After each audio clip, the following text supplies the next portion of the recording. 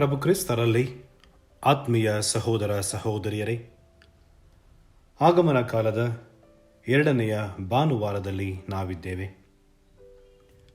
ಪ್ರಿಯರೇ, ಕಾಯುವಿಕೆ ನಮ್ಮ ಜೀವನದ ಒಂದು ಅನಿವಾರ್ಯ ಅಂಶವಾಗಿದೆ. ಅನೇಕ ಸಂದರ್ಭಗಳಲ್ಲಿ, ಅನೇಕ ಸ್ಥಳಗಳಲ್ಲಿ ನಾವು ಕಾಯುತ್ತೇವೆ. ಅಂಗಡಿಗಳಿಗೆ ದಿನಸಿ ತರಲು ಹೋದಾಗ, ಬಸ್ ನಿಲ್ದಾಣದಲ್ಲಿ ಅಥವಾ ರೈಲು ನಿಲ್ದಾಣದಲ್ಲಿ ಬಸ್ಸಿಗಾಗಿ, ರೈಲಿಗಾಗಿ ನಾವು ಕಾಯುತ್ತೇವೆ. ಬ್ಯಾಂಕ್ಗಳಲ್ಲಿ ಹಣವನ್ನು ಹಾಕಲು, ಹಣವನ್ನು ತೆಗೆದುಕೊಳ್ಳಲು ನಾವು ಕಾಯುತ್ತೇವೆ. ಹೋಟೆಲ್ಗಳಲ್ಲಿ ಆಹಾರಕ್ಕಾಗಿ, ಟ್ರಾಫಿಕ್ ಸಿಗ್ನಲ್ಗಳಲ್ಲಿ ನಾವು ಕಾಯುತ್ತೇವೆ.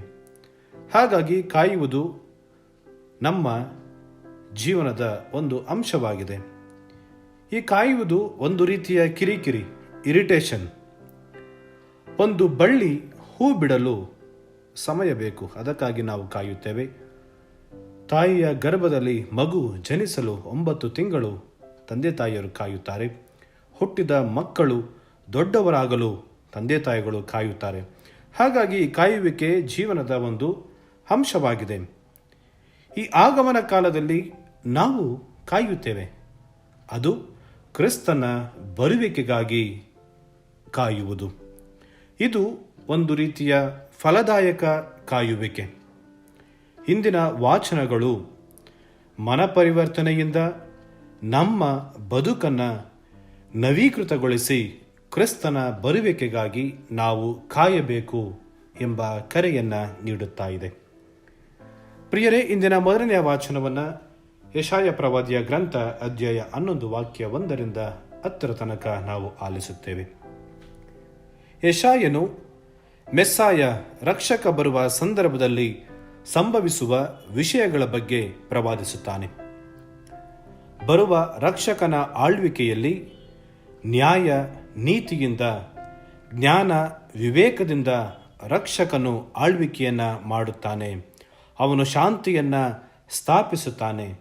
ರಕ್ಷಕನ ಆಳ್ವಿಕೆಯಲ್ಲಿ ಜನರು ಶಾಂತಿಯಿಂದ, ನೆಮ್ಮದಿಯಿಂದ ಜೀವಿಸುತ್ತಾರೆ ಎಂಬ ಸಂದೇಶವನ್ನು ಯೆಶಾಯ ಪ್ರವಾದಿಯು ಇಂದಿನ 1ನೆಯ ವಾಚನದಲ್ಲಿ ನೀಡುತ್ತಾನೆ. ಪ್ರಿಯರೇ, ಇಂದಿನ 2ನೆಯ ವಾಚನವನ್ನು ಸಂತ ಪೌಲರು ರೋಮನರಿಗೆ ಬರೆದ ಪತ್ರ ಅಧ್ಯಾಯ 15 ವಾಕ್ಯ 4ರಿಂದ 9 ತನಕ ನಾವು ಆಲಿಸುತ್ತೇವೆ. ಮಾನವ ಕುಲದ ಬಗ್ಗೆ ದೇವರು ಮಾಡಿದ ಯೋಜನೆಯಲ್ಲಿ ಯಹೂದ್ಯರು, ಯಹೂದ್ಯರಲ್ಲದವರು ಯಾವ ರೀತಿಯಲ್ಲಿ ಹೊಂದಿಕೆಯಾಗುತ್ತಾರೆ ಎಂಬ ಸಮಸ್ಯೆಯನ್ನು ಪೌಲನು ಬಗೆಹರಿಸುತ್ತಾನೆ. ಯಹೂದ್ಯರು ಲೋಕೋದ್ಧಾರಕರಾದ ಯೇಸುವನ್ನು ನಿರಾಕರಿಸಿದರು. ಬೇರೆಲ್ಲ ಮಾನವರು ದೈವಾನುಗ್ರಹದ ಸುಧೆಯನ್ನು ಸ್ವಾಮಿ ಯೇಸುವಿನಲ್ಲಿ ಸವಿಯಬೇಕೆಂಬುದು ದೇವರ ಸಂಕಲ್ಪವಾಗಿತ್ತು ಎಂಬುದರ ಬಗ್ಗೆ ಪೌಲ ನುಡಿಯುತ್ತಾನೆ. ಹಾಗೂ ಕ್ರೈಸ್ತ ವಿಶ್ವಾಸಿಗಳು ಹೇಗೆ ಬಾಳಬೇಕು, ಇತರರೊಂದಿಗೆ ಸ್ನೇಹ ಸೌಹಾರ್ದದಿಂದ ಜೀವಿಸಬೇಕು ಎಂಬ ಸಂದೇಶವನ್ನು ಸಂತ ಪೌಲರು ಇಂದಿನ ವಾಚನದಲ್ಲಿ ನಮಗೆ ತಿಳಿಸುತ್ತಾರೆ. ಪ್ರಿಯರೇ, ಇಂದಿನ ಶುಭ ಸಂದೇಶವನ್ನು ಮತ್ತಾಯನ ಶುಭ ಸಂದೇಶ ಅಧ್ಯಾಯ 3ರಿಂದ ನಾವು ಆಲಿಸುತ್ತೇವೆ. ದೇವರು ತಮ್ಮ ಯೋಜನೆಯನ್ನು ಕಾರ್ಯರೂಪಕ್ಕೆ ತರಲು ಯೇಸುವನ್ನು ಈ ಜಗತ್ತಿಗೆ ಕಳುಹಿಸಿದರು.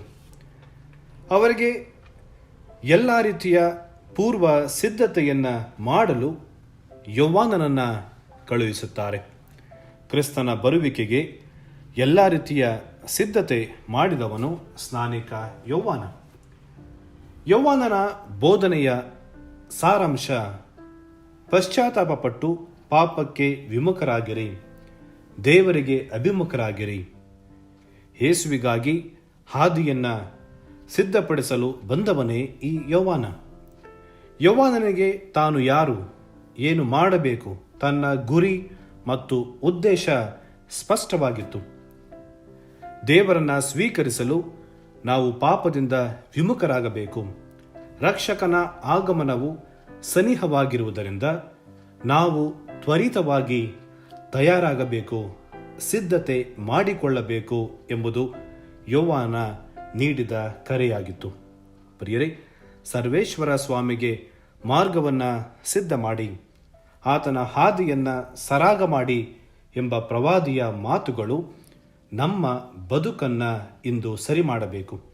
ಹಳ್ಳ ಕೊಳ್ಳಗಳು ಮಟ್ಟವಾಗಬೇಕು.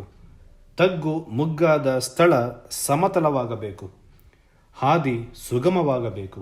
ಅಂದರೆ ನಮ್ಮ ಜೀವನದಲ್ಲಿ ಬದಲಾವಣೆಯಾಗಬೇಕು. ಕೆಟ್ಟ ಮಾರ್ಗ ತೊರೆದು ದೇವರ ಹಾದಿಯಲ್ಲಿ ಜೀವನವನ್ನು ಸಾಗಿಸಬೇಕು. ಅಹಂಕಾರ, ದರ್ಪ, ಜಂಬದ ಬೆಟ್ಟ ಗುಡ್ಡಗಳು ಮಟ್ಟವಾಗಬೇಕು. ಕಳ್ಳತನ, ಮೋಸ, ವಂಚನೆ, ಅನ್ಯಾಯ, ಅನೀತಿ, ಲೋಭ, ಕಾಮುಕತನ, ಸ್ವಾರ್ಥ, ಅನೈತಿಕತೆಯಿಂದ ಅಂಕುಡೊಂಕಾಗಿರುವ ಬದುಕು ಸರಿಯಾಗಬೇಕು ಎಂದು ಯೋವಾನ ನುಡಿಯುತ್ತಾನೆ. ಈ ಆಗಮನ ಕಾಲ ಪರಿವರ್ತನೆಯ ಮತ್ತು ಪಶ್ಚಾತ್ತಾಪದ ಕಾಲವಾಗಬೇಕು.